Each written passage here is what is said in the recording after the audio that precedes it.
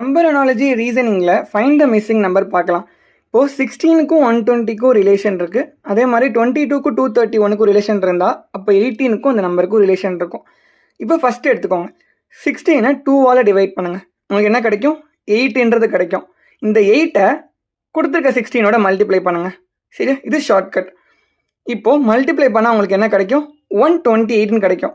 இந்த 128ஐ இங்கே கிடச்சிச்சில 8 அதால் மைனஸ் பண்ணுங்கள். உங்களுக்கு 120 கிடைக்கும். கரெக்டாக வந்துருச்சா? அதே மாதிரி 22க்கு பண்ணுங்கள். 22ஐ 2ஆல் டிவைட் பண்ணால் நமக்கு 11ன்ற ஆன்சர் கிடைக்கும். இந்த 11ஓட 22ஐ மல்டிப்ளை பண்ணணும். ஆமாம் தானே?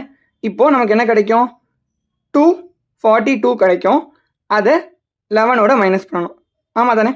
பண்ணால் 231 கிடச்சிருச்சா? அப்போது நம்ம பண்ணுற லாஜிக் கரெக்டு தான்.